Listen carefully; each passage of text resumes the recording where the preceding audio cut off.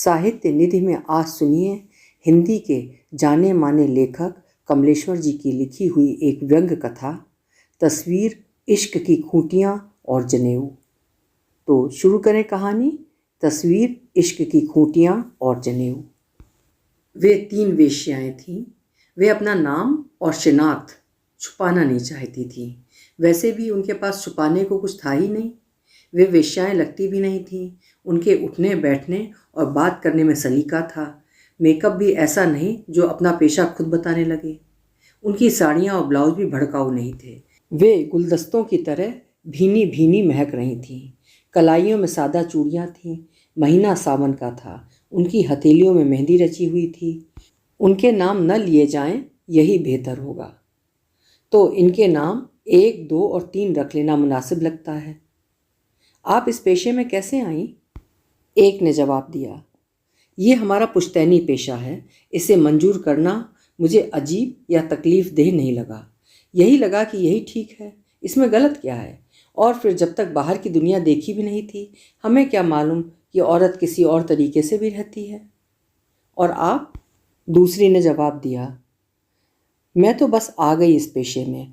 पहले मालूम ही नहीं था कि ये कोई अलग पेशा है। ये तो याद नहीं कि औरों की तरह मुझे इस पेशे में धूमधाम से बैठाया गया था या नहीं। पर पहली बार जो आदमी मेरे ऊपर आया, उसने कुछ ऐसा दिया जिसका पता मुझे नहीं था। मैं डरी भी, सहमी भी, मैंने दर्द भी सहा। लेकिन सच कहूँ, मैं अजीब से सुख में नहा गई थी। उस जिस्मानी सुख का मुझे पहले पता ही नहीं था। और आप?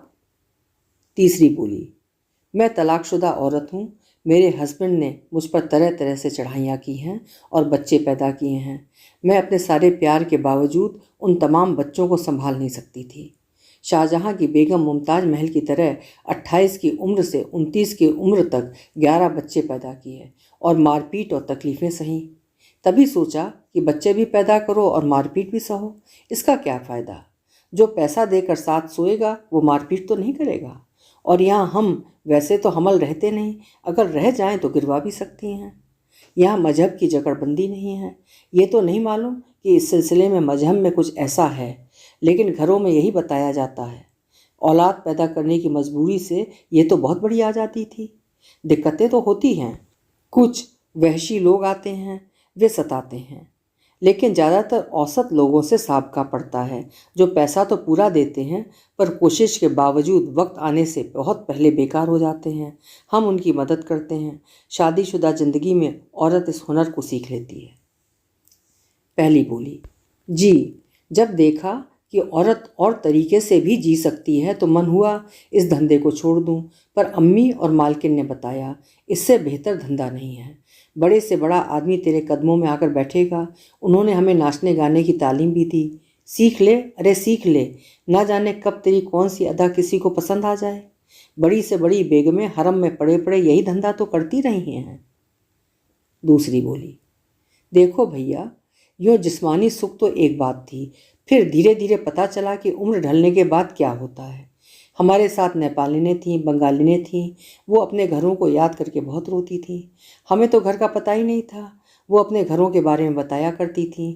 एक के पास अपने छोटे भाई की तस्वीर थी, वो उसे छुपा के रखती थी। देख देख के रोया करती थी। तभी मैंने बगल में सिसकी सुनी। देखा तो पहली मुंह छुपा कर जार जार रो रही थी।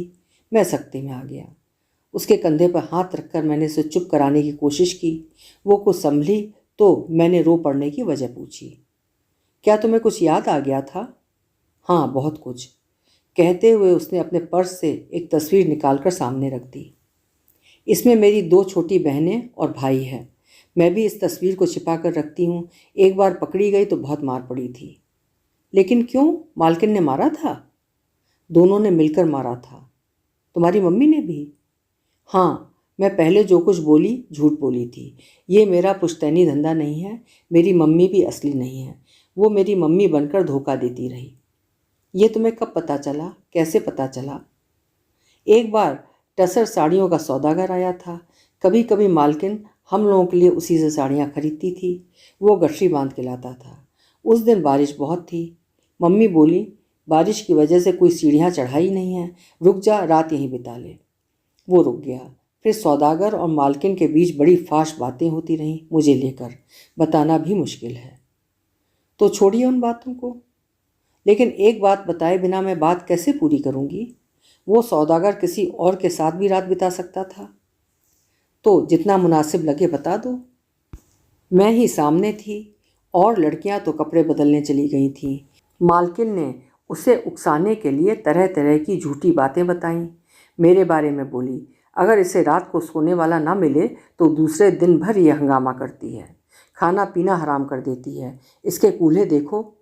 मैंने कनखी से देखा, सौदागर का जिस्म भड़कने लगा था।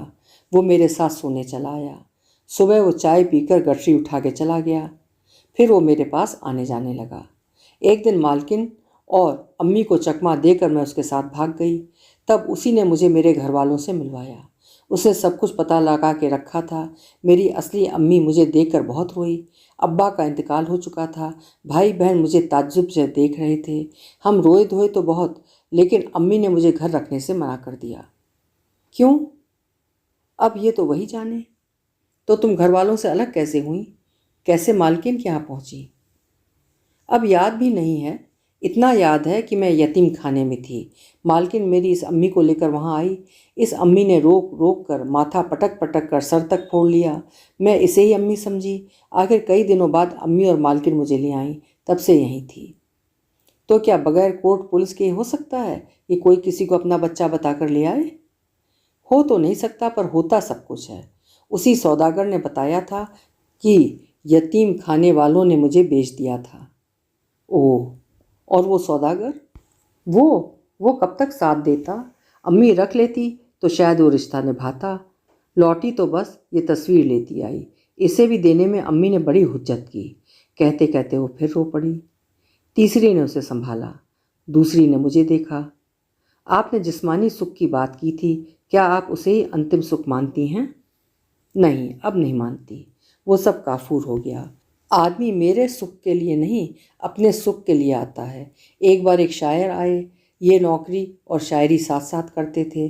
नौकरी का पैसा बीवी को दे देते थे, शायरी का मुझ पे खर्च करते थे।